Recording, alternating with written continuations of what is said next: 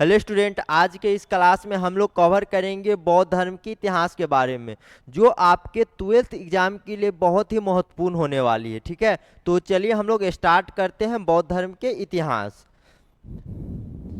देखिए, बौद्ध धर्म है ना, बौद्ध धर्म के इतिहास के बारे में जान लेते हैं। वैदिक धर्म, जैन धर्म के समकालीन ही क्या है, बौद्ध धर्म का उत्पत्ति हुआ था। तीनों जो है ना सेम पीरियड में हुआ था। सबसे पहले जो है ना बौद्ध धर्म के संस्थापक महात्मा बुद्ध या सिद्धार्थ के जीवन के बारे में जान लेते हैं। महात्मा बुद्ध के परिचय जान लेते हैं कि बचपन से कैसे थे और कैसे जो है ना बौद्ध धर्म का स्थापना किया। देखिए, बौद्ध धर्म अति महात्मा बुद्ध के जीवन परिचय। देखिए, गौतम बुद्ध जिनका मूल नाम क्या था, सिद्धार्थ था। बचपन का नाम या मूल नाम क्या था, सिद्धार्थ था। महावीर स्वामी का बचपन का नाम क्या था, तो वर्धमान था। और जो है महात्मा बुद्ध के बचपन का नाम क्या है, सिद्धार्थ है। देखिए, बौद्ध धर्म के संस्थापक थे महात्मा बुद्ध क्या है, बौद्ध धर्म के संस्थापक थे।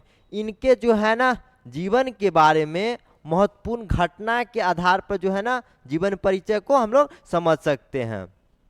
जैसे प्रारंभिक जीवन, जन्म जो होता है वो प्रारंभिक जीवन के अंतर्गत आता है ना। तो प्रारंभिक जीवन के बारे में जान लेते हैं। देखिए, जन्म जो है, सिद्धार्थ का जन्म जो है, जैसे ज्ञान प्राप्त होने से पहले ये तो सिद्धार्थ ही था, है ना। जब गृह का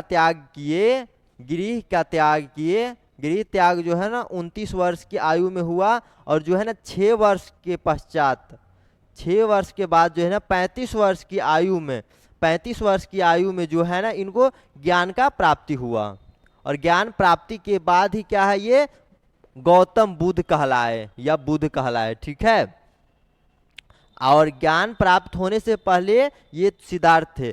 तो सिद्धार्थ का जन्म जो है ना 563 ईसा पूर्व में हुआ था, नेपाल के लुम्बिनी में। ठीक है, नेपाल के लुम्बिनी में हुआ था, जो अभी जो है ना यूपी और नेपाल के बॉर्डर के समीप ही है। देखिए, परिवार, उनके पिता जो है ना शाक्य वंश के राजा सूर्योधन थे। महात्मा बुद्ध के पिता का नाम क्या था, सूर्योधन था। ठीक है, और माता का नाम क्या था, महामाया। महामाया की मृत्यु जो है ना इनके जन्म के 7वें दिन ही हो गया। इनके जन्म हुआ और उसके पश्चात 7 दिन के पश्चात इनके माता का मृत्यु हो गया, जिसका नाम क्या था, महामाया था। तो इनका पालन पोषण जो है, देहांत हो गया। इनका पालन पोषण जो है, इनके एक मौसी था महाप्रजापति गौतमी था इनका मौसी का नाम। इन्होंने ही क्या है, सिद्धार्थ का पालन पोषण किया। क्योंकि इनके माता का मृत्यु जो है ना जन्म के 7 दिन के बाद ही हो गया, है ना। तो इनका पालन पोषण इनके मौसी महाप्रजापति गौतमी ने किया था। देखिए, इनका विवाह और पुत्र, युवा अवस्था में ही इनका क्या है, विवाह हो गया था। ऐसा मतलब इतिहास में लिखित है कि इनका विवाह जो है ना मात्र 14 वर्ष की आयु में हो गया। 14 वर्ष की आयु में इनका विवाह हो गया था। ठीक है, इनका विवाह जो है ना यशोधरा से हुआ था। इनका एक पुत्र हुआ, जिसका नाम क्या था, राहुल। इनका एक पुत्र हुआ, इनका नाम क्या हो गया, राहुल।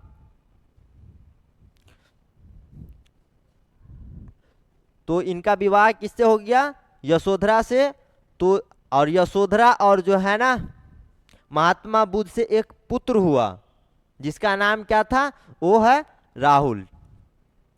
देखिए, भविष्यवाणी, एक ब्राह्मण आए थे किनके दरबार में, सूर्योधन के दरबार में आए थे। और जो है ना महात्मा बुद्ध के बारे में भविष्यवाणी करके गए थे।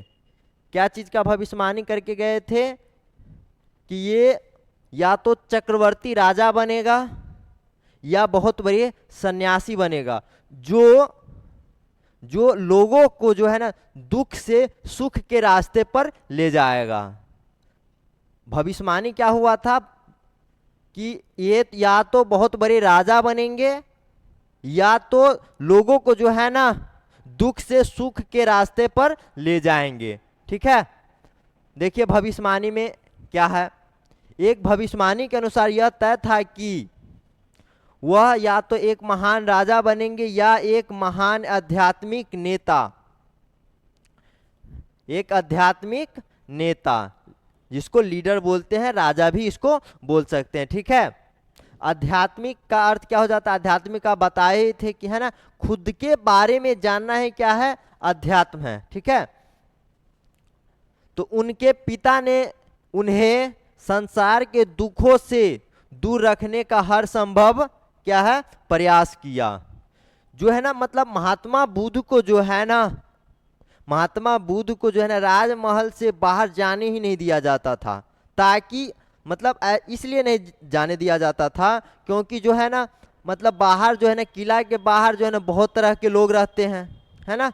तो कभी वो उनको दुख का एहसास हो गया तो वो क्या है सन्यास के मार्ग पर चल पड़ेंगे। अंत में वही हुआ, अंत में वही हुआ जब उन्होंने दुख बहुत सारा दुख देखा तो सन्यास के रास्ते पे चले गए, गृह त्याग दिया और ज्ञान प्राप्त करने के बाद जो है ना वो तो सन्यासी बन गए।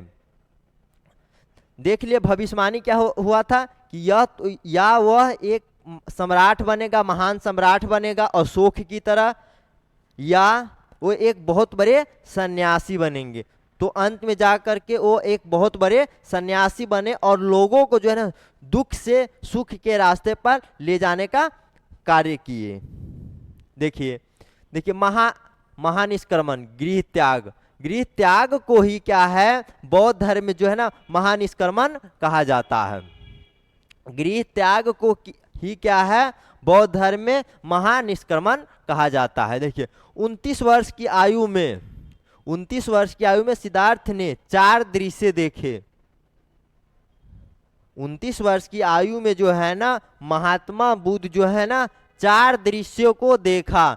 जब महल से बाहर जा रहे थे महात्मा बुद्ध तो उन्होंने 4 दृश्य दिखा। सबसे पहले एक वृद्ध व्यक्ति देखा, बूढ़ा व्यक्ति, वृद्ध मतलब क्या होता है बूढ़ा व्यक्ति को देखा जो झुक करके जो है ना जा रहे थे। तो सबसे पहले एक वृद्ध व्यक्ति को देखा, एक उसके बाद एक बीमार व्यक्ति को देखा, बीमार व्यक्ति को जो पागलों की तरह कर रहा था, है ना, पागलों की तरह कर रहा था। बीमारी है तो पागल की तरह करेगा ही। पहला कौन है, एक वृद्ध व्यक्ति, बूढ़ा व्यक्ति जो झुक करके चल रहा है ना, जो झुक करके चल रहा है। और दूसरा क्या है पागलों की तरह कर रहा है, एक बीमार व्यक्ति था। एक मृत व्यक्ति, एक मृत व्यक्ति को देख लिया। और उसके बाद एक तपस्वी जो खुशहाल था,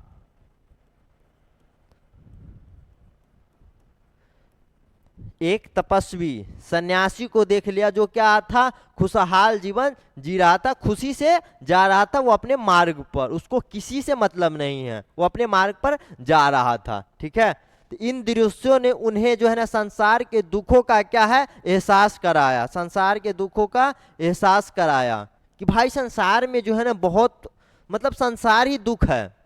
ऐसा महात्मा बुद्ध का मानना था कि संसार ही क्या है दुख है। तो उन्होंने ये 4 दृश्य से क्या है महात्मा बुद्ध को जो है ना दुखों का एहसास हुआ। उसके बाद गृह का त्याग कर दिया। गृह त्याग के बाद, गृह त्याग कितने वर्ष की आयु में हुआ है 29 वर्ष की आयु में गृह त्याग हुआ, 29 वर्ष की आयु में, है ना। या अगर पूछ ले कि महानिष्क्रमण, महात्मा बुद्ध का महानिष्क्रमण कितने वर्ष की आयु में हुआ है तो वो हो जाएगा 29 वर्ष की आयु में। ठीक है, और इसी के जो है ना 6 वर्ष के कठिन तपस्या के बाद, कठिन तपस्या के बाद जो है ना ज्ञान की प्राप्ति हुआ 35 वर्ष की आयु में, 35 वर्ष की आयु में। ठीक है, 35 वर्ष की आयु में जो है ना उनको ज्ञान का प्राप्त हुआ। देखिए आगे यहाँ पे, इसके बाद उन्होंने राजसी सुख सुविधाओं को छोड़कर अपनी पत्नी और पुत्र को त्याग कर सत्य की खोज में निकल पड़े। उनका पुत्र का नाम क्या था? उनके पुत्र का नाम क्या था? वो है राहुल, है ना। पत्नी का नाम क्या था? तो यशोदा था, ठीक है, यशोधरा। अब पत्नी और पुत्र को त्याग करके निकल पड़ा ज्ञान की खोज में। कितने वर्ष की आयु में निकल पड़ा? तो 29 वर्ष की आयु में निकल पड़ा है। अब देखिए ज्ञान की प्राप्ति, है ना। अब घर को तो त्याग दिया है, किस लिए त्याग गया है? तो सत्य की खोज में। सत्य का खोज कब होगा? जब उनको ज्ञान का प्राप्ति होगा, है ना। ज्ञान का प्राप्ति ही क्या है ना, सत्य के रास्ते पर ले जाता है। देखिए सत्य की तलाश में उन्होंने वर्षों तक कठोर तपस्या और ध्यान किया, है ना। तपस्या किसके पास किया? ऋषि मुनियों के पास किया। और जो है ना वो अपना, जो ऋषि मुनि थे वो अपना ज्ञान दिए। किनको ज्ञान दिए?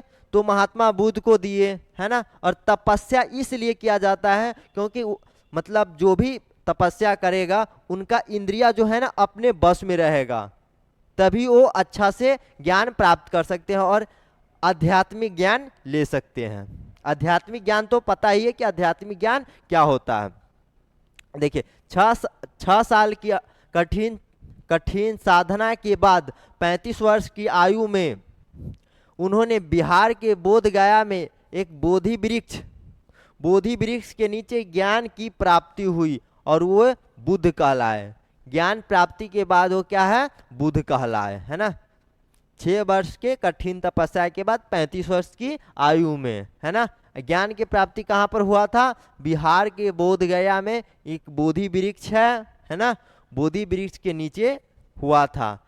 नदी का नाम क्या था? निरंजना था, है ना। नदी का नाम क्या था? निरंजना था। इसमें नहीं लिखा गया है। नदी का नाम पूछेगा अगर किस नदी के समीप जो है ना महात्मा बुद्ध को ज्ञान का प्राप्त हुआ, तो वो हो जाएगा निरंजना नदी के समीप। देखिए उपदेश और शिक्षाएं, महात्मा बुद्ध का उपदेश और शिक्षाएं के बारे में देखते हैं। ज्ञान प्राप्त करने के बाद बुद्ध ने लोगों को शरीर और मन को पवित्र रखने दया, करुणा और ध्यान के माध्यम से आध्यात्मिक मार्ग पर चलने का उपदेश दिया, है ना। ज्ञान प्राप्त होने के बाद जो है ना लोगों को जो देखिए, लोगों को शरीर और मन को पवित्र करके, जब तक अगर मान लीजिए कब मन पवित्र नहीं होता है, जब मन इधर उधर जाता रहेगा तो मन कभी भी पवित्र नहीं हो सकता है। इसीलिए बोला जाता, मतलब जो पागलों की तरह करेगा, है ना, जिसको मन इधर उधर जाएगा, जिसको अपने खुद पे विश्वास नहीं रहेगा, उसको मतलब योगा करने के लिए बोला जाता है। तो योगा को ही मतलब क्या कहते हैं, उसको क्या बोलते हैं, ध्यान नहीं आ रहा है। तो उसको मतलब एक जगह बैठ करके जो है ना अति करने से जो है ना मन एकत्र रहता है ना। तो मन को पवित्र रखने, दया, करुणा और ध्यान के माध्यम से जो है ना आध्यात्मिक मार्ग पर चलने का उपदेश दिया। ज्ञान प्राप्त करने के बाद उन्होंने अपना पहला उपदेश सारनाथ में दिया, देख लीजिए, है ना। उन्होंने अपना पहला उपदेश कहाँ पे दिया था? तो सारनाथ में दिया था। उन्होंने ज्ञान प्राप्त करने के बाद लोगों को क्या शिक्षाएं दी कि शरीर और मन को पवित्र रखिए, और जो है ना रखने के बाद जो है ना पवित्र रखने के बाद दया, करुणा ध्यान के माध्यम से जो है ना आध्यात्मिक मार्ग पर चलिए, सत्य के रास्ते पर चलिए, असत्य के रास्ते पे नहीं चलना है ना। और उन्होंने पहला उपदेश जो दिया, कब दिया, कहाँ पे दिया? सारनाथ में दिया था, ठीक है। देखिए महापरिनिर्वाण को जो है ना बौद्ध धर्म में अति है। महापरिनिर्वाण को ही क्या बोला जाता है? मृत्यु बोला जाता है। मृत्यु को जो है ना बौद्ध धर्म में क्या है? महापरिनिर्वाण कहा गया है। देखिए 80 वर्ष की आयु में 483 483 ईसा पूर्व में कुशीनगर में उनका क्या है, मृत्यु हो गया, महापरिनिर्वाण हो गया। ठीक है, मृत्यु को ही क्या बोला जाता है, महापरिनिर्वाण बोला जाता है। अच्छे से याद रखिएगा, या इसको कोष्ठ में जो है ना महापरिनिर्वाण लिखने के बाद जो है ना मृत्यु आप लोग लिख सकते हैं। इससे जो है ना जो आपका कॉपी चेक करने वाला होगा वो समझ जाएगा कि हाँ भाई बच्चा बहुत ज़्यादा पढ़े लिखा है और समझ करके आया, खुद से पढ़ करके आया, रट करके नहीं आया है। तो मृत्यु कब हो गया, 483 ईसा पूर्व में। ठीक है, कितने वर्ष की आयु में हो गया तो 80 वर्ष की आयु में हो गया। अब देखिए बौद्ध धर्म के सिद्धांत एवं शिक्षाएं जैन धर्म की ही तरह क्या है, महात्मा बुद्ध ने जो उपदेश दिए वही क्या है, बौद्ध धर्म के क्या है, सिद्धांत और शिक्षा हो गया, है ना। जैसे जैन धर्म में क्या है, महावीर स्वामी ने उपदेश दिया, वही क्या है, जैन धर्म का क्या हो गया, सिद्धांत और शिक्षा बन गया। वैसे ही जो है ना महात्मा बुद्ध जो है बौद्ध धर्म में जो है ना ज्ञान दिए, वही क्या है, सिद्धांत और शिक्षा बन गया। देखिए आगे देखते हैं। बौद्ध धर्म के मुख्य सिद्धांत 4 आर्य सत्य और अष्टांगिक मार्ग पर आधारित है। 4 आर्य सत्य क्या है ये भी बताएंगे, है ना, और अष्टांगिक मार्ग क्या है ये भी हम समझेंगे आगे। देखिए महात्मा बुद्ध ने इन सिद्धांतों के माध्यम से जो है ना दुखों से मुक्ति और निर्माण प्राप्त करने का मार्ग बताया है। जो 4 आर्य सत्य है ना, 4 आर्य सत्यों की समझ और अष्टांगिक मार्ग के आधार पर लोग अगर चलते हैं तो उनको क्या हो जाएगा, मुक्ति और निर्माण जरूर मिलेगा, है ना। जिसको हिंदू धर्म में जो है ना निर्माण को हिंदू धर्म में क्या बोला जाता है, स्वर्ग बोला जाता है ना। देखिए 4 आर्य सत्य क्या हो जाएंगे, दुख कि दुख क्या है, दुख समुदाय, दुख निरोग, है ना, और दुख निरोग मार्ग, ये चारों को डिफिनीशन किया है महात्मा बुद्ध ने। देखिए आगे क्या है, दुख क्या है ना, संसार ही क्या है, ये दुख है। संसार, महात्मा बुद्ध ने जो है ना पूरे संसार को ही दुख बताया है कि ये पूरा संसार ही दुख है। प्रत्येक वस्तु क्या है, एक दुख का कारण है, क्योंकि प्रत्येक व्यक्ति का लालच रहता है, किसी न किसी वस्तु पर लालच रहता है कि वो वस्तु हमारे पास नहीं है, अगर नहीं है तो वो दुख का कारण बनेगा, क्योंकि उसके प्रति सोच रहा है कि ये वस्तु हमारे पास क्यों नहीं है ना, तो ये दुख हुआ। तो देखिए आगे, जन्म लेना भी क्या है, दुख है। बुढ़ापा में रहते हैं, बच्चा में है तो रो रहे हैं, मतलब बहुत सारी चीजें, मार खा रहे हैं, सब चीज है। बुढ़ापा में बहुत सारी बीमारी है, दर्द कर रहा है, ये सब क्या है, दुखी है ना। जन्म लेना भी दुख है, बुढ़ापा भी दुख है, जवानी भी दुखी है। मतलब जवानी में भी कुछ ना कुछ चीज का लालच रहता है तो भाई वो दुख का कारण बनता है ना। बीमारी है, बीमारी से अगर कोई चीज मतलब हो रहा है तो वो दुख का कारण बनेगा। मृत्यु है ना, अगर हम मृत्यु मरने के बाद भी अगर दूसरे को रुला रहे हैं, दूसरे को दुख हो रहा है, तो वो भी तो एक दुख है कि भाई हम दूसरे को कष्ट क्यों दे रहे हैं, है ना। हम दूसरे को कष्ट क्यों देंगे भाई, अगर हम मर रहे हैं तो हम दूसरे को चाहे तीसरे को हम काला कष्ट देंगे। मरना भी क्या है, मृत्यु भी महात्मा बुद्ध ने दुख का कारण बताया कि ये भी दुख है। अप्रिय चीजों से मिलना, जो प्रिय नहीं है, जिससे भाई हमको दुश्मनी है, हम फालतू में उसको गाली दे रहे हैं, और या वो मेरे सामने आ गया तो हम उसको कुछ करेंगे, चाहे मतलब बहुत सारी चीज हो जाता है। वस्तुएं है, जो चीज पसंद नहीं है वो हमारे पास ला करके कोई डाल दिया, तो मतलब वो दुख का कारण बनेगा कि भाई हमारे पास ये क्यों है, हटाओ इसको हटाओ। तो हमारे पास चिड़चिड़ापन आएगा, तो चिड़चिड़ापन भी क्या है, दुख का कारण है। प्रिय चीजों से बिछड़ना, है ना, प्रिय चीजों से बिछड़ना जो है ना, आपको तो बहुत बेहतर तरीका से पता है कि प्रिय चीजों से बिछड़ना जो है ना कितना बड़ा दुख है ना। आप जो समझ रहे हैं वही है। बहुत सारी चीजें शब्द में मतलब मानव ही नहीं है, वस्तु भी है। चाहे कोई वस्तु से प्यार है, कुत्तों से प्यार है, या आदमी से प्यार है, या लड़की से प्यार है, किसी भी चीज से अगर प्यार है वो चीज आपसे दूर जाएगा तो क्या दुख का कारण बनेगा, है ना। इच्छाओं का पूरा ना होना, देखिए आपका इच्छा है कि भाई हम हेलीकॉप्टर पर घूमें, अगर नहीं घूमे तो क्या है दुख का कारण बनेगा।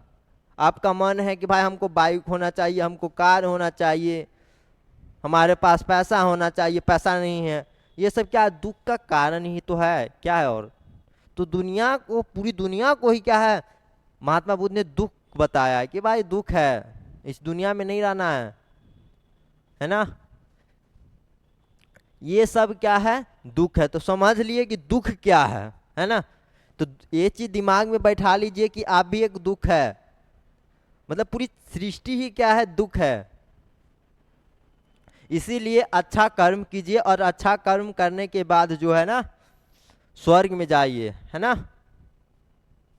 देखिए आगे देखिए, दुख समुदाय, देखिए दुख समुदाय, दुख का कारण है तृष्णा, इच्छा ही क्या है, इच्छा ही दुख का कारण है। इच्छा ही क्या है दुख का कारण है। भाई इच्छा ना करेंगे हमारा ना दुख होगा। अगर मान लो कि हमारे कोई बहुत पैसा नहीं है हमारे पास, ठीक है, अगर हम अगर मान लीजिए पैसा नहीं है, अगर हम इच्छा ही नहीं करेंगे भाई हमको पैसा नहीं चाहिए, हटाओ हटाओ पैसा हटाओ, या कोई हमारे पास वस्तु नहीं है ना, कोई अगर हमारे पास वस्तु का, हम कोई चीज वस्तु का इच्छा ही नहीं करेंगे तो हमको दुख होगा कभी, कभी नहीं होगा भाई। किसी से हमको कोई उम्मीदें नहीं है तो हमको कभी दुख होगा, कभी दुख नहीं होगा। तो वही बताएं कि इच्छा ही क्या है दुख का मूल कारण है, जो हमें जन्म और मरण के चक्र में बांधे रखती है। अगर आप इच्छा रखते हैं, अगर भाई हम इच्छा है कि भाई हम इससे प्यार करते हैं, है ना, और प्यार अधूरा रह गया कि भाई हमें इससे प्यार है, हमें इससे शादी हो जाएगा तो ठीक रहेगा, अगर शादी नहीं हुआ तो क्या कीजिएगा। शादी अगर मतलब एक इस जन्म में अगर नहीं हुआ तो इच्छा तो रहेगा कि भाई इससे शादी नहीं हुआ है, तो वो क्या है इच्छा रह जाएगा। तो इसीलिए जो है ना क्या है ना दूसरा जन्म होगा, तो दूसरा जन्म होगा तो भाई दूसरा जन्म ही क्या है दुख का है ना, वो दुखी तो है। तो इच्छा ही क्या है दुख का कारण है, जो जन्म और मरण के चक्र में बांधे रखती है। अगर उम्मीद ही नहीं रहेगा भाई उस लड़की से हमें प्यार है लेकिन हमें शादी उदी नहीं करना है, भाई हमें कुछ उम्मीद है, शादी हुआ तो ठीक है, नहीं हुआ तो जाओ बाहर में जाओ, है ना। बहुत लड़की है चाहे बहुत लड़का है ना, लड़का लड़की कोई भी हो सकता है। तो इसीलिए किसी से क्या है कोई उम्मीद या इच्छा रखना ही नहीं है भाई, ना माँ बाप से रखना है, ना किसी लड़की से रखना है, ना किसी वस्तु से रखना है। अगर कोई वस्तु समय पर उपयोग में आया तो ठीक है, नहीं तो फेंक दो, या मानव है उपयोग में आया तो ठीक है, नहीं तो छोड़ दो। वो अपना घर, तुम अपना घर, वस्तु उपयोग में आया तो ठीक है, नहीं तो कबाड़ा में जाकर के बेच दो। देखिए आगे देखिए, यह तीर्णा सांसारिक उपभोगों के जीवन और मृत्यु से जुड़ी होती है। देखिए कोई भी अगर तीर्णा इच्छा है तो वो या तो उपयोग करिएगा या जीवन मृत्यु से ही जुड़ा तो रहेगा, हमारे जीवन से ही जुड़ा हो रहेगा। अगर कोई इच्छा है तो हमारे जीवन से अलग तो हो नहीं सकता है, तो वही है। अब देखिए दुख समुदाय समझ गए, है ना, कि दुख का मूल कारण क्या होता है, ठीक है। तो इच्छा ही क्या है दुख का मूल कारण है। ये 3 हो जाएगा और ये आपको 4 हो जाएगा। देखिए 4 आर्य सत्य था ना, तो 2 आर्य सत्य हम लोग देख लिए। अब तीसरा आर्य सत्य देख लेते हैं, दुख का अंत संभव है। भाई अगर दुख है, हर चीज का तो निदान है दुनिया में, कोई ऐसा चीज नहीं है जो जिसका निदान इस दुनिया में नहीं है। भाई आपसे नहीं होगा तो दूसरे से होगा, दूसरे से नहीं होगा तो तीसरे से होगा, लेकिन होगा जरूर। तो प्रत्येक चीजों का क्या है निदान है। तृष्णा को पूरी तरह समाप्त करके ही क्या है, दुख का अंत हो सकता है। दुख का अंत कैसे होगा, तो तृष्णा को पूरी तरह से समाप्त करके या अंत करके। तो तृष्णा क्या है, इच्छा है। तृष्णा क्या है, इच्छा है। तो इच्छा को ही क्या है, हम लोग अगर समाप्त कर देते हैं तो वो क्या है, वो दुख खत्म हो जाएगा, कोई दुख ही नहीं रहेगा। भाई हमें किसी चीज से उम्मीद नहीं है तो हमें दुख होगा, नहीं होगा। भाई भूख लगा है तो क्या करेंगे, कोई ना कोई चीज खा सकते हैं। अब ये नहीं कि भूख लगा है तो भाई हम क्या है ना, मुर्गा भात ही खाएंगे या मीठ चावल खाएंगे या मछली चावल खाएंगे, है ना। कुछ भी खा लीजिए, भाई पेट भरना चाहिए। तो यही क्या है, इच्छा को मार करके क्या है ना, हम लोग दुख का अंत कर सकते हैं और व्यक्ति निर्माण को प्राप्त कर सकता है। अगर इच्छा ही नहीं रहेगा, उम्मीद ही नहीं रहेगा, अगर हमें किसी से उम्मीद नहीं रहेगा तो हमें दूसरा जन्म लेने की जरूरत है नहीं है, क्योंकि हमें अब किसी चीज से हम मुक्त हो गए। मतलब हमें किसी चीज का अब लालच नहीं है, कोई भी चीज का लालच नहीं है। तो अब देखिए कि दुख को हम लोग समाप्त करने का मार्ग क्या है ना, ढूंढ लिए। अब देखिए दुख निरोग मार्ग, अब किस रास्ते पे अगर हम चलते हैं तो मतलब अब ऐसे नहीं कि भाई हम अपने आप मतलब इच्छा को मार ले, इतना आसान नहीं है इच्छा को मारना। किस रास्ते पर अगर हम चलेंगे, किस रास्ते पर जाएंगे कि हमारा इच्छा खत्म हो जाएगा, वो आगे हम लोग देख रहे हैं। देखिए दुख को समाप्त करने का मार्ग, दुख समाप्त करने का मार्ग है, इस मार्ग को अष्टांगिक मार्ग कहते हैं। अष्टांगिक मार्ग के आधार पर, अष्टांगिक मार्ग के रास्ते पे चल करके क्या है, हम लोग इच्छा को मार सकते हैं। हमारे पास इच्छा ही नहीं रहेगा, खत्म हो जाएगा।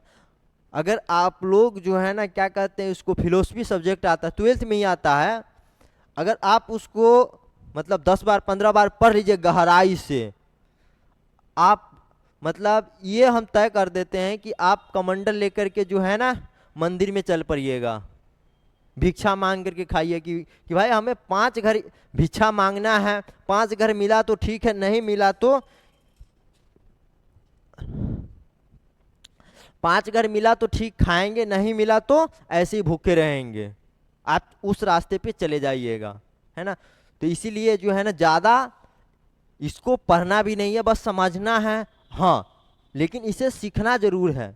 क्या सीखना है कि भाई दुख ना हो, है ना। सबसे ज़्यादा अभी के बच्चों में क्या है, दुख है कि भाई हमें 400 नंबर, 450 नंबर, हमें स्टेट टॉपर बनना है, जिला टॉपर बनना है, हमें यूपीएससी टॉपर बनना है, हमें सरकारी जॉब करना है। अरे भाई क्यों करना है, अगर नहीं हुआ तो क्या जान दे देंगे, भाई दूसरा चीज करेंगे, है ना। सरकारी जॉब से ज़्यादा जो है ना इज्जत आपको जो है ना नेता में मिल जाएगा, पावर में मिल जाएगा। नेता में क्या है, पावर भी है, पैसा भी है, हर चीज़ है। या बिजनेसमैन बन सकते हैं, बहुत सारी चीज़ है ना। या समाज सेवा कर सकते हैं, समाज सेवा करके देखिए, मतलब आपको बहुत सारा खुशी होगा। वहाँ पे पैसा भी है, हर चीज़ है, हर फील्ड में हर चीज़ है। सिर्फ आपको जो है ना मतलब किसी चीज़ से प्यार होता है तो जो है ना कहते हैं ना कि अगर प्यार रहेगा ना तो गधा को भी जो है ना बाप कहते फिरिएगा। जो वस्तु से जितना प्यार करिएगा उससे उतना ही आपको लगाव रहेगा। कभी वो वस्तु हट चला जाएगा ना तो फिर मतलब क्या कहते हैं, जैसे बच्चे में देखिए, है ना, बच्चे में 1 रुपया के लिए मार करते होइएगा। अभी 1 रुपया अगर रोड पर गिरा हुआ रहेगा तो आप नहीं उठाइएगा। चॉकलेट अभी देखिएगा किसी को खाते हुए तभी इच्छा नहीं जागेगा, लेकिन बचपन में इच्छा जागता था, बहुत ज़्यादा जागता था। मतलब समय के अनुसार क्या है, बदलते रहता है। तो इसीलिए जो है ना अभी का समय, अभी आप लोग भी 18 वर्ष 17 वर्ष 16 वर्ष का होइएगा, तो अब 16 वर्ष के आधार पे ही जो है ना आपका इच्छा जागेगा। 17 फिर 20 साल में जाइएगा, 21 साल में जाइएगा, तो आपके आवश्यकता के अनुसार ही क्या है इच्छा जागेगा। तो ये चीज़ पर कंट्रोल करना जो है ना आपके बस में है। तो कंट्रोल कैसे कर सकते हैं, आइए देखते हैं। देखिए अष्टांगिक मार्ग, है ना, अष्टांगिक मार्ग का पालन करके ही जिसका क्या है व्यक्ति दुखों से मुक्ति पा सकता है। देखिए सबसे पहला है सम्यक दृष्टि। वस्तुओं के वास्तविक स्वरूप को समझना, दुख, उसके कारण और निवारण को सही ढंग से जानना। अगर कोई वस्तु है ना, कोई वस्तु है कि उसके वास्तविक स्वरूप क्या है, ये कलम का वास्तविक स्वरूप क्या है लिखना है। इसी मतलब इतने समझिए कि इसका पॉजिटिव नेगेटिव समझना ही क्या है ना, सम्यक दृष्टि है। उसको सही तरीका से मतलब नेगेटिव और पॉजिटिव दोनों तरीके से देखना, है ना। जैसे हम किसी चीज़ से अगर मान लीजिए अगर किसी चीज़ से प्यार है ना, किसी वस्तु से, भाई आप खाते हैं दाल भात चोखा से अगर प्यार है तो उसमें नेगेटिव चीज़ आपको दिखाई ही नहीं देगा, सिर्फ पॉजिटिव चीज़ दिखाई देगा। तो वो नहीं करना है, पॉजिटिव नेगेटिव दोनों आप देख करके चलिए। सम्यक संकल्प, आसक्ति, द्वेष, हिंसा से मुक्त रह करके दृढ़ निश्चय करना। किसी से द्वेष नहीं होना, हिंसा में क्यों पड़ना है भाई। हम भी जीवन जी रहे हैं, हम भी दुख काट रहे हैं, दूसरा भी दुख काट रहा है, तीसरा भी दुख काट रहा है, तो हम हिंसा क्यों करने जाएंगे। जानवर भी अपना दुख काट रहा है, जानवर का अपना दुख है, मानव का अपना दुख है, पेड़ पौधा का अपना दुख है, प्रत्येक चीज का तो अपना अपना दुख है ही। तो हम किसी से हिंसा क्यों करेंगे, द्वेष क्यों करेंगे। सब अपना अपना दुख काट रहा है। जिसका जितना दिन का दुख रहता है उतना दिन के बाद वो चला जाता है, फर्क इतना ही है ना। तो इसीलिए जो है ना, किसी से भी क्या है ना, न हिंसा आसक्ति करना है, द्वेष करना है, किसी से भी हिंसा नहीं करना, आराम से सादगी पूर्ण जीवन जीना है, ठीक है। देखिए आगे देखिए, सम्यक वाणी, झूठ, कठोर, व्यर्थ के वचनों से को त्यागना। बात बात पर जो है ना कसम खा लेते हैं, बात बात पर जो है ना अति दे देते, वादा कर देते हैं। प्रत्येक व्यक्तियों से वादा करते फिरते हैं आप, है ना। आप भी, आप लोगों के मतलब हमारे जीवन में भी, आपके जीवन में भी क्या है ना, प्रत्येक 2 दिन पर मतलब सच्चा प्यार होगा, प्रत्येक 2 दिन पर जो है ना एकदम हाई लेवल का जो है ना वादा करिएगा। 2 दिन पर सच्चा प्यार भी होगा, 2 दिन पर क्या है ना सच्चा वादा भी करिएगा, और 2 दिन पर टूट भी जाएगा। तो वैसा नहीं करना है। झूठ कठोर कभी बोलना ही नहीं है भाई, प्यार से बोलना है, सत्य बोलना है और कठोर नहीं बोलना है, सबको प्यार से बात करना है। व्यर्थ के वचन का अर्थ यही होता है कि वादा करना है। किसी से हम व्यर्थ में क्यों वादा करेंगे भाई, वादा अगर करेंगे तो टूट भी सकता है ना। नहीं टूटा तो बहुत बेहतर चीज है, अगर टूटेगा तो क्या है, वो दुख का कारण बनेगा। तो भाई हम दुख का कारण क्यों बने, है ना। तो यही तो महात्मा बुद्ध बताना चाह रहे हैं कि भाई किसी से कोई वादा नहीं करना है। भाई हमें मेरे पे विश्वास है तो ठीक है, समय के परिस्थिति के अनुसार हम लोग चलेंगे, प्रत्येक मानव के साथ देंगे, है ना। ऐसा होता है कि भाई लड़का लड़की का साथ देता है, लड़की लड़का का साथ देता है, ऐसे ही जीवन जीता है ना। प्रत्येक व्यक्ति अपना दुख कर्मों का जो है ना अति काट रहा है। देखिए सम्यक कर्म, दान, दया, सत्य, अहिंसा जैसे अच्छे कर्म करना। क्या है कि दान, भाई अगर हमें 4 रुपया है, अगर हमें 2 रुपया का खर्चा है तो हम 1 रुपया दान भी कर देंगे ना तो कोई दिक्कत नहीं होगा, है ना। कि कुछ अगर 1 रुपया नहीं तो 8 आना तो कर ही सकते हैं, कुछ % तो कर ही सकते हैं, जिससे अगला व्यक्ति को मतलब क्या होगा, आसानी हो जाएगा, है ना। तो यही बोल रहा है कि दान, दया, सत्य और अहिंसा के जैसे अच्छे कर्म करना। देखिए सम्यक आजीविका, सदाचार के नियमों के अनुसार क्या है जीवन जीना और गलत तरीके से जीविका ना करना। गलत तरीके से जीविका नहीं करना, जैसे अगर हमारे खाने पीने का जो है ना रोजी रोटी क्या है, हम पढ़ाते हैं या हम कहीं पे काम करते हैं, या आपके मम्मी पापा जो कहीं पे काम करते, वही तो मतलब आजीविका का आधार है, वही है ना। तो वही बोला है कि गलत तरीके से नहीं करना है ना। जैसे अब मान लीजिए जीविका का आधार चोरी भी है किसी के परिवार में, किसी के परिवार में मर्डर भी करके जो है ना फिरौती मांग करके जो है ना आजीविका जीवन जीता है, वो चीज़ नहीं करना है, सत्य के आधार पर करना है कि जिससे किसी को तकलीफ ना हो, किसी व्यक्ति को तकलीफ ना हो तो हम अगर 2 रोटी की जगह पर 3 रोटी भी खाएंगे ना, चाहे कम भी खाएंगे, 2 रोटी की जगह पे 1 रोटी भी खाएंगे ना, तो हमें बहुत सुकून मिलता है, चाहे आपको बहुत सुकून मिलेगा, है ना। तो सत्य मतलब गलत तरीके से नहीं, सही तरीके से मतलब क्या है ना, जीविका से कमा करके जो है ना खाना है। सम्यक व्यायाम, सही प्रयास करना, मन में आने वाले बुरे विचारों को रोकना। आपके मन में जो है ना बहुत सारे तरीके के विचार आते होंगे, अभी तो मतलब 15 वर्ष 16 वर्ष के बाद जो है ना बहुत तरीके के विचार आते हैं, लेकिन बहुत सारे विचार को आप लोग त्यागते होइएगा। बस सब प्रत्येक समय में आता है, जैसे बचपन में है चॉकलेट के लिए विचार आता है ना, कि कभी भाई हमारे मम्मी पापा चॉकलेट नहीं दे रहे हैं तो दूसरे के मम्मी पापा दिए हैं तो उसके चुराने के अथी में चला जाता है कि भाई उसका चॉकलेट आज चुराएंगे, चाहे उसका वो मतलब ऐसा होता है, बचपन में होता है। अभी तो मतलब चॉकलेट क्या ऊपर फेंकलो रहेगा एक तो नहीं आप उठाइएगा। वही बोल रहा है कि जो है ना, कहाँ गया, मन में आने वाले विचारों को क्या है ना रोकना, अच्छे विचारों को बढ़ावा देना। अच्छे विचार जितने भी आएंगे उसको बढ़ावा दीजिए, और जो गलत विचार आते हैं उसको रोकिए। अगर जितना रोक रोक करके रखिएगा ना, फिर वो एकत्रित होकर के जो है ना अच्छे विचार में परिवर्तन हो जाएगा। गलत विचार को जितना दूर भगाइएगा उतना ही अच्छे विचार आपके अंदर आएंगे, और वो आपके सत्य के रास्ते पर ले जाएंगे, और वो आपको दुख से दूर रखेगा। वो आपको दुख से क्या है दूर रखेगा, वो खुशहाल जीवन के रास्ते पर ले जाएगा। ठीक है,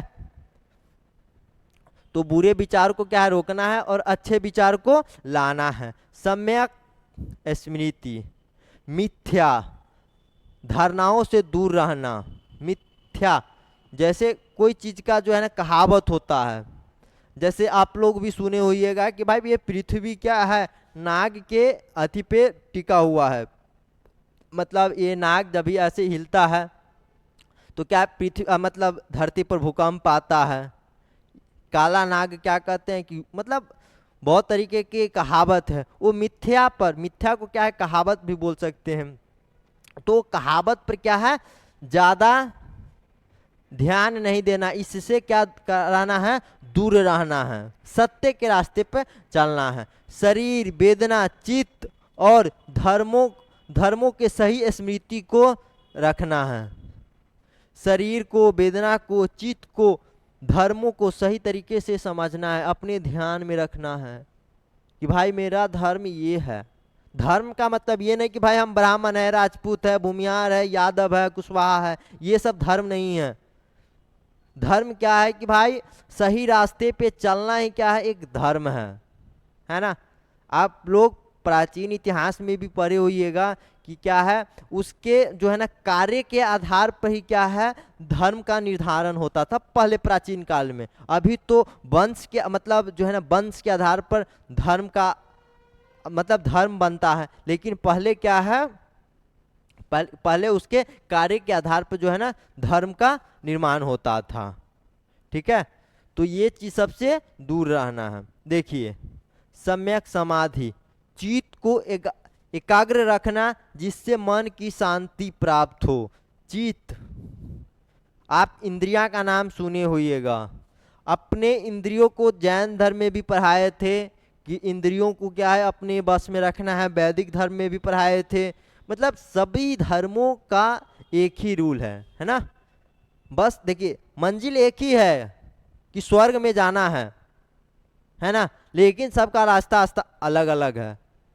कोई थोड़ा कम दूरी पड़ता है, कोई थोड़ा हल्का दूरी पड़ता है, कोई मतलब रास्ता अलग चेंज होगा तो भाई दूरी और जो है ना पास पड़ेगा ही, वही है। तो अपने इंद्रियों को जो है ना एकाग्र रखना है जिससे क्या है मन को शांति प्राप्त होगा। अगर मन इधर उधर रहेगा, इंद्रियां इधर उधर रहेगा, मन भटकेगा। मन अगर भाई दिमाग है यहाँ, बैठे हुए यहाँ, दिमाग है यहाँ वहाँ कि भाई वो मतलब ऐसा मेरे बारे में बोल रहा था, चाहे ऐसा हो रहा होगा वहाँ पे, तो वो मतलब मन में उथल पुथल अगर चलेगा तो क्या आपका मन इधर बहुत सारी सभी इंद्रियां इधर उधर भटकेगा। अगर इधर उधर भटकेगा तो दुख का कारण जरूर बनेगा, है ना।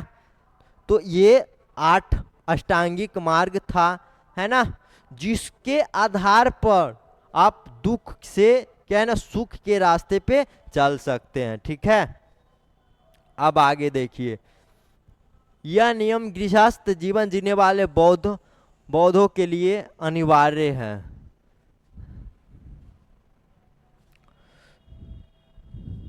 देखिए, अहिंसा जो बौद्ध धर्म में है, जो बौद्ध धर्म के पालन करते, चाहे हम करें चाहे आप करें, हम लोग हिंदू धर्म का पालन करते तो हिंदू धर्म के रास्ते पर चलेंगे, जो बौद्ध धर्म का पालन करते वो इस रास्ते पर चलेंगे, जो जैन धर्म का पालन करते होंगे वो जैन धर्म के सिद्धांत के आधार पर चलते होंगे। चलिए देखते हैं, अहिंसा, किसी भी जीवित प्राणी के हत्या ना करने से विरत रहना, किसी भी जीवित प्राणी का हत्या नहीं करना है, अहिंसा के मार्ग पे चलना है। सत्य, झूठ बोलने से क्या है, विरत रहना, मतलब झूठ नहीं बोलना है, सत्य बोलना है, सदा सत्य बोलो, है ना। महात्मा गांधी का भी क्या था, लाइन था कि सदा सत्य बोलो।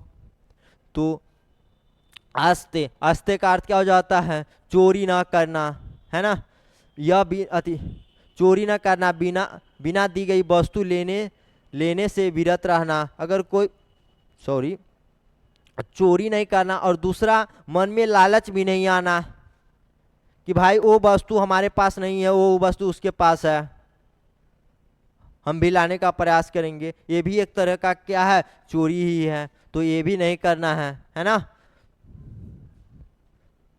बिना पूछे किसी से कोई वस्तु ले लेना, ये भी एक चोरी के ही दायरे में आता है। भारतीय संविधान के कानून में भी लिखा गया है कि बिना पूछे अगर किसी से मजाक में ले रहे हैं तो सही, ठीक है, लेकिन अगर बिना पूछे अगर किसी से अगर सामान किसी के यहाँ से ले गए, आपके पास है, अगर वो केस कर देगा तो आपको सजा होगी भारतीय संविधान के अनुसार। ठीक है, तो बिना किसी से पूछे कोई सामान लेना भी चोरी ही है। ब्रह्मचर्य का पालन जैन धर्म में भी था, यहाँ भी है ना। ब्रह्मचर्य का पालन हिंदू धर्म में भी था, क्या है, व्यभिचार या यौन दुराचार से विरत रहना भिक्षुओं के लिए पूर्ण ब्रह्मचर्य आवश्यक है। क्या है, लड़कियों से यौन के लिए जो है ना, यौन के प्रति आपका इच्छा जाग रहा है तो आप ब्रह्मचर्य का पालन नहीं कर रहे हैं, तो इसीलिए बोला जा रहा है यहाँ पे, क्या है, यौन के प्रति आपका इच्छा ना जाना चाहिए। मदपान निषेध, मतलब शराब की ओर आपका मन नहीं जाना चाहिए, नशीली पदार्थ से आप लोगों को दूर रहना चाहिए। अब आगे देखिए, 5 अतिरिक्त नियम जो क्या है, बौद्ध भिक्षुओं और श्रामणेरों के लिए होना चाहिए। असमय भोजन का त्याग, समय के आधार पर ही क्या है, भोजन करना है, दोपहर के बाद भोजन ना करना है ना। असमय भोजन का त्याग, तो इसका अर्थ हो गया कि समय के आधार पर ही क्या है, भोजन करना है। ठीक है, सुखद बिस्तर का त्याग, जो आप गद्दा पर सोते हैं कि भाई गद्दा चाहिए, 5 इंच गद्दा चाहिए, उस पर दलदल करके जो है ना मस्त से एकदम सोएंगे, उसका भी त्याग करना है। ऊंचे या आरामदायक बिस्तर पर न सोना, कोई मतलब कहीं पे सो जाइए, पक्का है, मिट्टी है, उस मिट्टी भी क्या है, एक बहुत अच्छा सुंदर जगह है ना, जहाँ पर आप क्या है सो सकते हैं, लेकिन आदमी मिट्टी लगने के डर से क्या है नहीं सोता है, लेकिन वही उसके बाद मरने के बाद जो है ना उसी मिट्टी के अंदर जाता है ना। तो सबसे पवित्र मिट्टी को माना गया है, जल, ये मिट्टी, ये सब क्या है, पवित्र जगह है, इसके बिना जीवन क्या है, अधूरा है। देखिए, सुगंधित वस्तुओं का त्याग, जो आप लोग परफ्यूम मार के, हम भी परफ्यूम मार के चलते, ऐसा बात नहीं है, लेकिन ये सब वस्तु का क्या है, त्याग कर देना है पूरी तरह से। माला, इत्र मतलब परफ्यूम ही होता है, परफ्यूम मतलब समझ रहे हैं ना, सेंट को ही क्या है, परफ्यूम बोला जाता है। अन्य सुगंधित वस्तुओं का उपयोग ना करना, जैसे चावल में चावल भी सुगंधित होना चाहिए, है ना, कतरनी का होना चाहिए, भाई सब्जी में एकदम सुगंधित होना चाहिए, कि मतलब एक कोस पीछे रहे ना भोज, अगर भोज है तो भाई ये मतलब सुगंध आना चाहिए, अगर एक कोस है 100 किलोमीटर है भाई, अगर हम लोग 50 किलोमीटर चले गए उसके बाद आना चाहिए सुगंध कि हाँ भाई वहाँ पे सब्जी बन रहा है, भोज बन रहा है, नहीं तो भोज खाने भी नहीं जाता है आदमी। तो वो चीज का त्याग कर देना। नृत्य गान मनोरंजन मनोरंजन का त्याग। आप हम लोगों का मनोरंजन का क्या है, आधार ही है भाई, नृत्य होना चाहिए, है ना। गांव घर में क्या है, लड़का लड़का सब क्या है, ऑर्केस्ट्रा करवा देता है, तो वो चीज सब नहीं होना चाहिए। महात्मा बुद्ध के अनुसार, मेरे अनुसार भी नहीं होना चाहिए, क्योंकि क्योंकि एक महिला को नचा करके आप बहुत बड़े काम नहीं कर रहे हैं, है ना।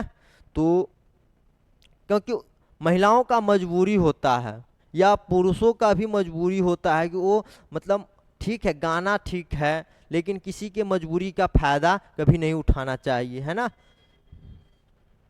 तो वही है, नृत्य गान और मनोरंजन का त्याग करना। नृत्य गायन संगीत और अन्य मनोरंजन से दूर रहना। जैसे बहुत सारी चीज़ मनोरंजन के काम आता है, जैसे हम लोग अपने बच्चे के लिए चाहे अति के लिए जो है ना, पक्षी को चाहे बहुत सारी चीज़ को जो है ना नुकसान पहुंचाते या तकलीफ पहुंचाते हैं, तो ये चीज़ सब मतलब वो चीज़ मनोरंजन के आधार में ही आता है कि हम मनोरंजन के लिए जो है ना हम किसी को कष्ट दे रहे हैं, तो ये सब नहीं होना चाहिए।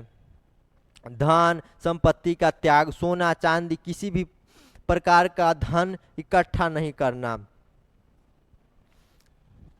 देखिए अपना जीवन जीने के लिए थोड़ा बहुत धन रखिए, उसके बाद रख करके क्या करना है, तो जो भी संपत्ति होगा वो हमारे नाम कर दीजिएगा, ठीक है।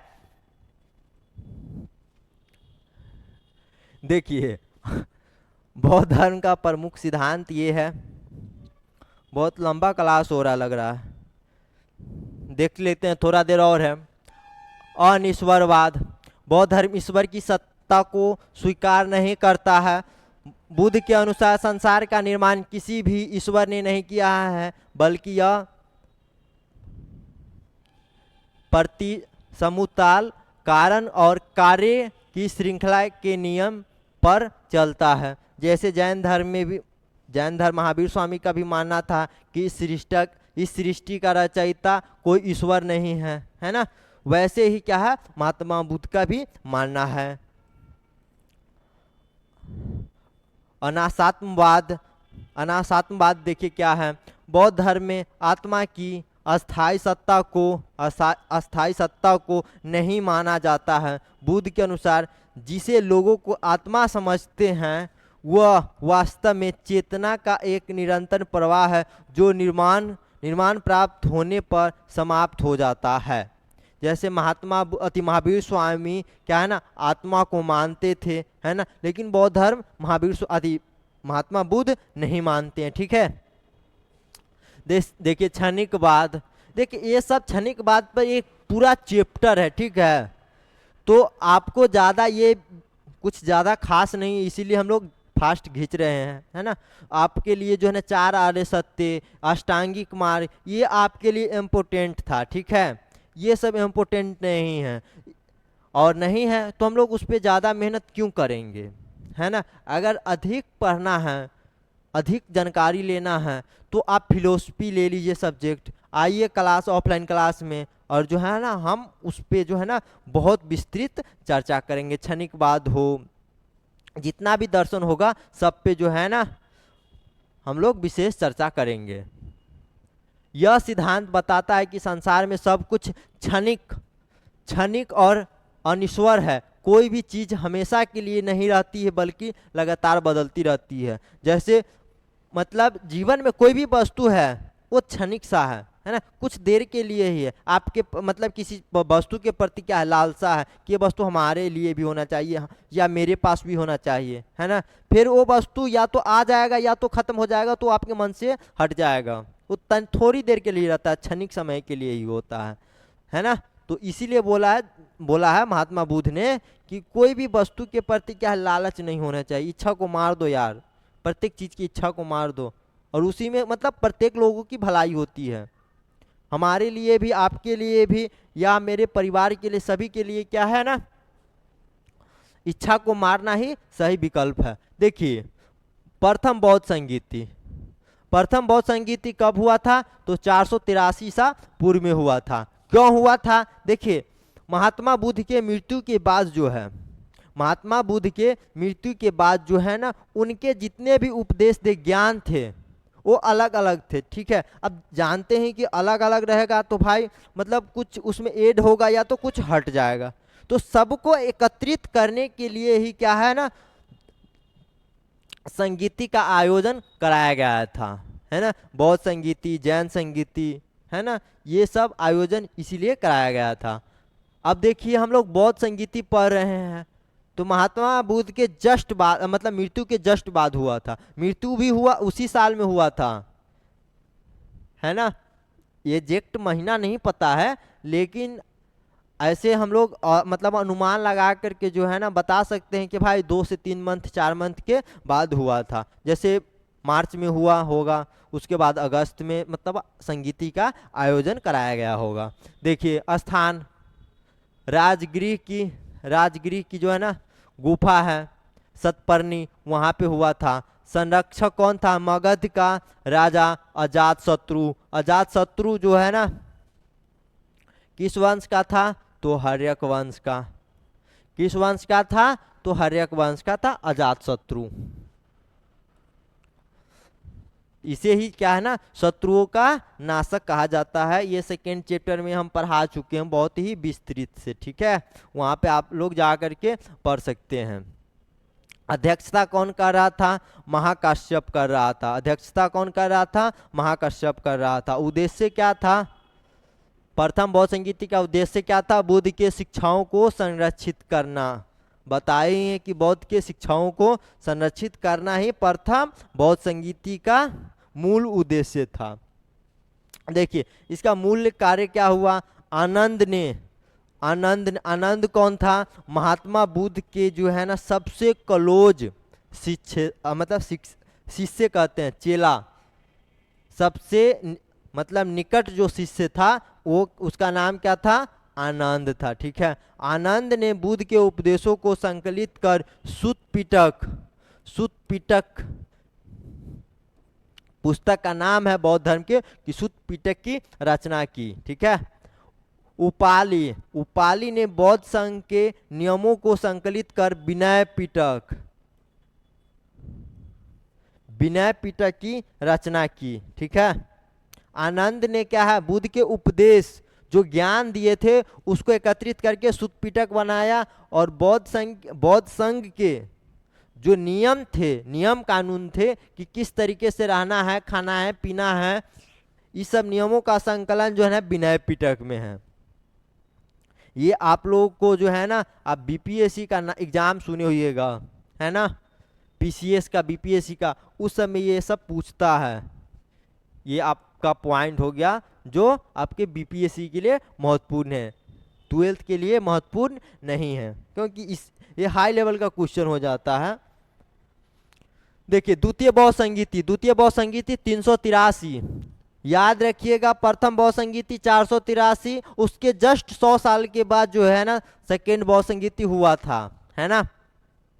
देखिए, स्थान क्या है? वैशाली में हुआ था। वैशाली। संरक्षण कौन था? राजा कालाशोक। कालाशोक क्या है? कालाशोक संरक्षण था किसका? द्वितीय बौद्ध संगीति का। अध्यक्षता कौन कर रहा था? सबका काम ही कर रहा था। उद्देश्य क्या था? बौद्ध धर्म के नियमों में मतभेदों को सुलझाना। कि भाई मतलब उस समय में कुछ नियम अलग अलग हो गए थे, उसको ही क्या है एकत्रित करके, जैसे मतलब कुछ होता है ना अपने नियम कानून से क्या है चलना। कुछ बौद्ध भिक्षु थे, वो अपने नियम कानून से जो है ना बौद्ध मठ को चलाना शुरू कर दिए। उसी को क्या है एकत्रित करके जो मतभेद थे नियमों में, उसी को हटाना इस संगीति का मूल उद्देश्य था। ठीक है, अब देखिए मुख्य कार्य क्या हुआ। तो संघ में अनुशासन संबंधी विवादों को लेकर के मतभेद हुए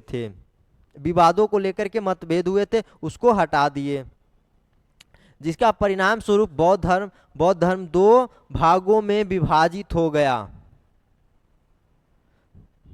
बौद्ध धर्म क्या है, दो भागों में विभाजित हो गया। किस लिए, तो बौद्ध नियम में जो है ना मतभेद था, इसीलिए दो नियमों में होता है ना कि भाई कुछ बन जाता है कि भाई हमको अलग देश चाहिए, उसी तरह से जो है ना अपना बोल दिए कि हाँ भाई हम अलग बौद्ध धर्म चलाएंगे, आप अपना अलग चलाइए, इसीलिए जो है ना दो भागों में बट गया।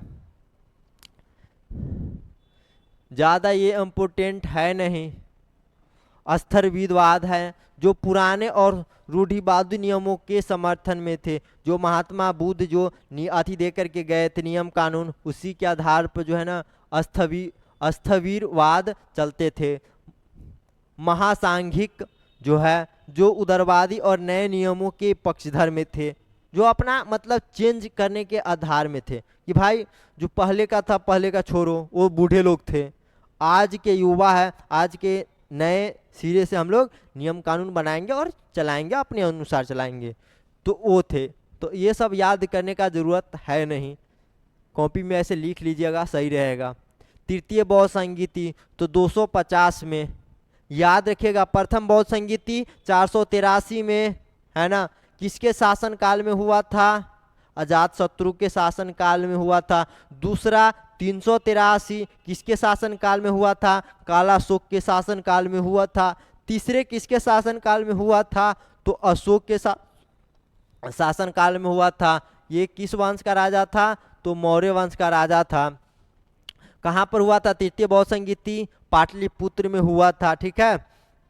इसकी अध्यक्षता कौन कर रहा था, मोगली पुत्र तिस्य कर रहा था। उद्देश्य क्या था, संघ में उत्पत्ति हुए मतभेदों को समाप्त करना और बौद्ध धर्म को शुद्ध करना।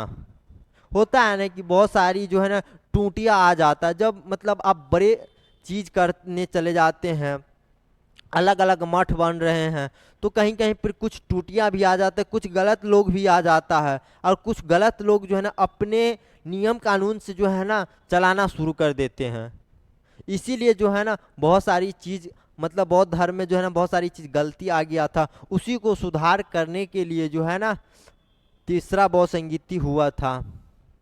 मुख्य कार्य क्या हुए, तीसरे पिटक अभिधम्म पिटक का संकलन हुआ। त्रिपिटक याद रखिएगा, त्रिपिटक क्वेश्चन पूछता है कि त्रिपिटक क्या है, ये हम लोग पढ़ाएंगे आगे, सब्जेक्टिव में पढ़ाएंगे या आपके VVI क्वेश्चन में पढ़ाएंगे कि त्रिपिटक क्या है, ठीक है। तो देखिए, सूत पिटक, विनय पिटक और अभिधम्म पिटक को अंतिम स्वरूप दिया गया। त्रिपिटक इसे ही कहते हैं, तीन पिटक, सूत पिटक, विनय पिटक और अभिधम्म पिटक को क्या है, त्रिपिटक कहा गया है। बौद्ध धर्म के प्रसार के लिए विभिन्न देशों में मिशनरी धर्म प्रचारक भेजे गए, जिससे अशोक के पुत्र महेंद्र और पुत्री संघमित्रा भी शामिल थे। देखिए, अशोक तो बहुत बड़े राजा थे, सेकेंड चैप्टर में पढ़ाए भी थे कि जो है ना बाद में जाकर के जब कलिंग युद्ध के बाद इतना बड़ा नरसंहार हुआ कि जो है ना पूरा कलिंग क्षेत्र था वहाँ उसका ज़मीन जो है ना पूरा के पूरा लाल हो गया था। इसके बाद जो है एक भी लोग नहीं बचे हुए थे। इसके बाद जो है ना अशोक ने जो है ना अपना ये धर्म छोड़ करके जो है ना बौद्ध धर्म में, जो मूल धर्म था, जो भी धर्म रहा होगा, वो मूल धर्म छोड़ करके वो बौद्ध धर्म अपना लिए, है ना, और जो है ना अहिंसा के रास्ते पे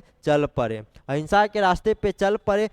उसी के बल पे जो है बौद्ध धर्म का प्रसार भी किए, जिसका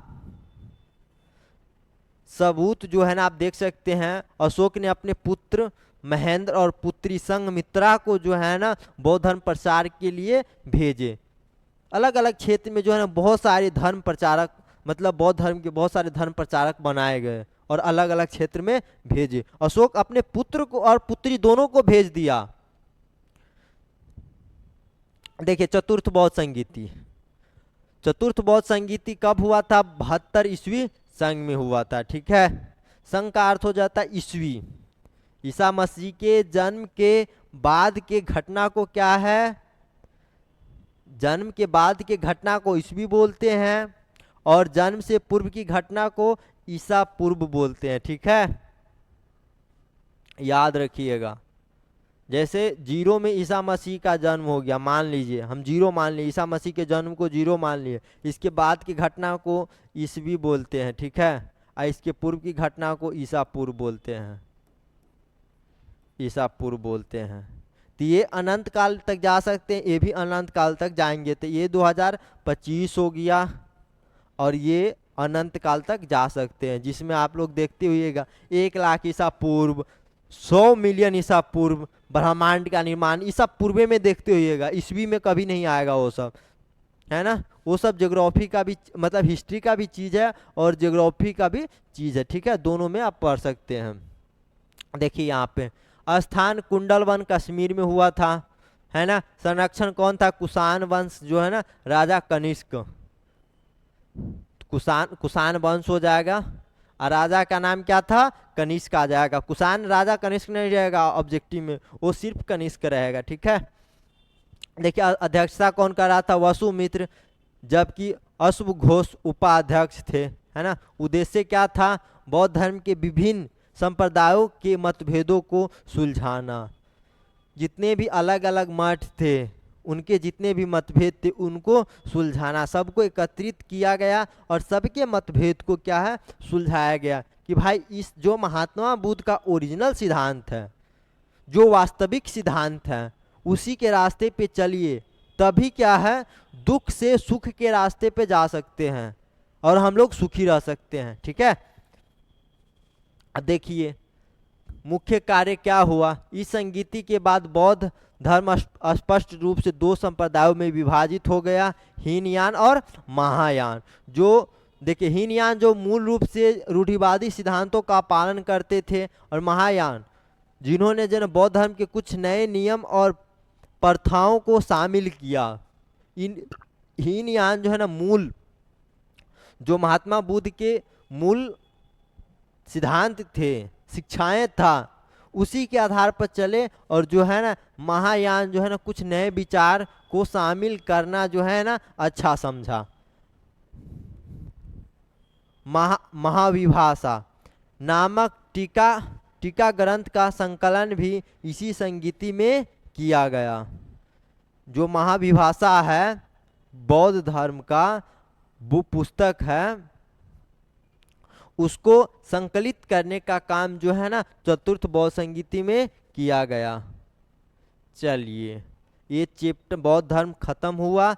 हम लोग पढ़ लिए क्या क्या, महात्मा बुद्ध के जीवन परिचय देखे हैं, प्रत्येक घटना को देखे हैं, जन्म से लेकर के मृत्यु तक के देखे हैं, महात्मा बुद्ध के सिद्धांत को देखे हैं, और क्या कहते हैं उसको 4 आर्य सत्य देखे हैं, अष्टांगिक मार्ग देखे हैं, और जो है ना बौद्ध भिक्षुओं के लिए क्या आवश्यक चीज़ है वो देखे हैं, है ना।